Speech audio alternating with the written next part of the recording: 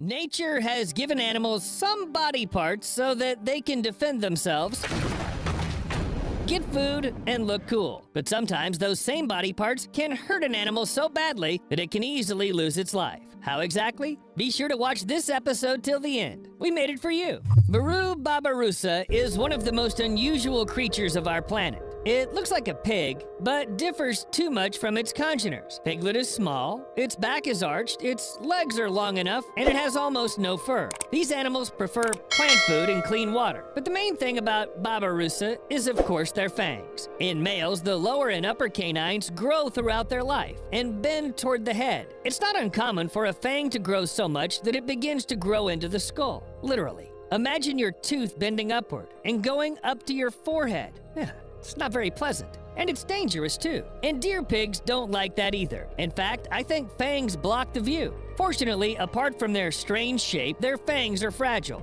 More often than not, though, they break before they reach the skull. For example, during a fight for a female, or just from time, if you're lucky, of course. Unlike deer pigs, things are much sadder for common reindeer.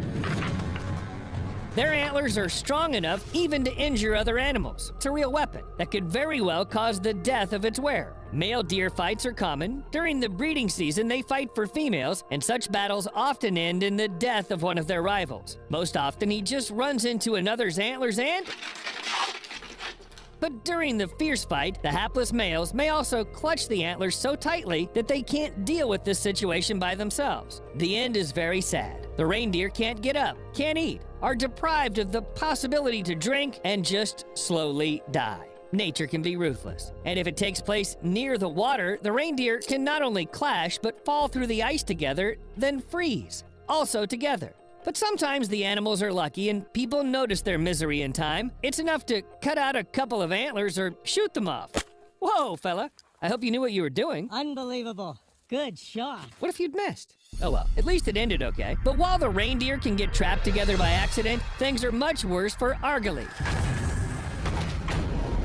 These wild rams are considered the largest, can weigh over 100 pounds, and look quite menacing, especially if you look at their large, strong, corkscrew-shaped horns, which argali use to protect themselves from predators and to fight for females. However, despite their majestic appearance, the fate of these wild rams is sometimes tragic. The horns, which are meant to be a powerful weapon of self-defense, can lead the animal to a slow and painful death. The older the argali get, the more likely it is that their horns will begin to grow in the wrong direction and eventually pierce the rams' faces. Slowly and painfully, they will penetrate deeper and deeper until they result in death, either from infection or... anyway, you get the idea. Evolution is a pretty ruthless thing. We should not thank it for such a trick with the poor ram's horns. However, human intervention, too, not always leads to something good. For centuries, people have been making more profitable breeds for agriculture, and it ended up, well, pretty controversial, especially when it comes to sheep. Wild species still lose most of their wool every year, so do some domestic sheep. But those that are bred for wool always regrow year-round without pause. And if you don't cut them in time, it can end very badly. Long wool is a bad option in very hot weather. Sometimes it leads to heat stress. There are also mobility issues. If a sheep with long wool lays down on a steep slope, it can't roll over from its back.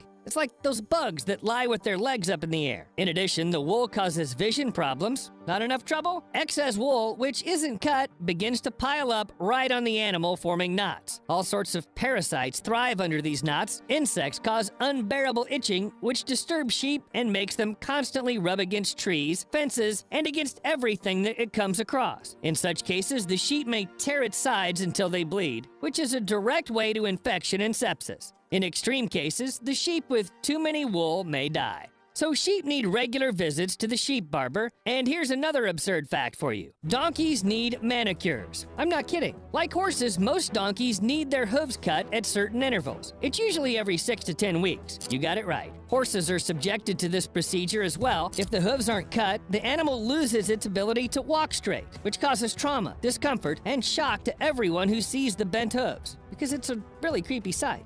I wonder how wild donkeys deal with that. And yet there are so few wild donkeys left that I guess hooves would be the least of their problems. Being a hoofed animal is quite difficult because nature constantly strives to give you a death test. Even the most common places can become dangerous if the temperature drops a bit. Honestly, I don't know how deer end up on the ice and so far from the bank. An animal caught in such a situation is doomed if people don't come to help. Yeah, let's get that other front leg.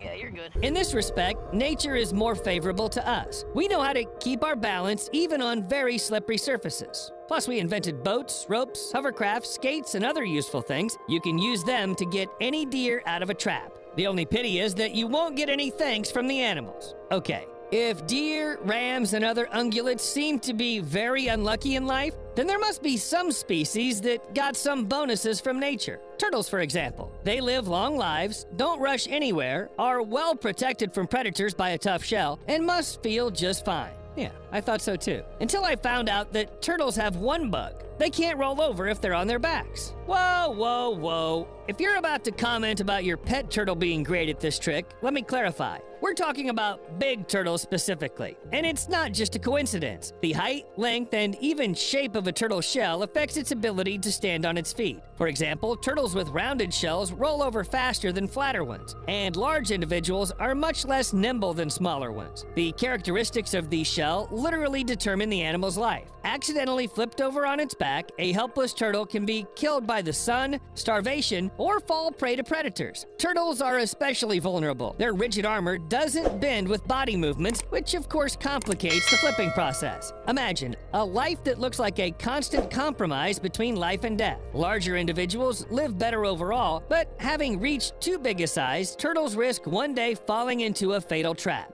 For males, the issue of flipping is perhaps particularly important. In the process of fighting for females, they often fight and try to turn their rival over on their backs. But it would seem that large individuals clearly have an advantage. But once the big turtle loses, it'll never get up on its paws again. Sloths can hardly be called well-adapted creatures because, yes, they are that slow, exactly as you might imagine. Sloths spend most of their lives in the trees, barely moving and blending in with the foliage. Once a week, they come down to the ground to defecate. They sleep about 20 hours a day. Kind of reminds me of humans on vacation. But slowness and friendliness can cost sloths their lives, and the danger can come from anywhere. Any hungry predator can spot a slow animal and eat it. Why not? The dinner won't run away, even if it wants to. Even a spectacled owl, which in fact is not much larger than the sloth in size, can get the job done. It's just faster, stronger, and, well, it's hungry.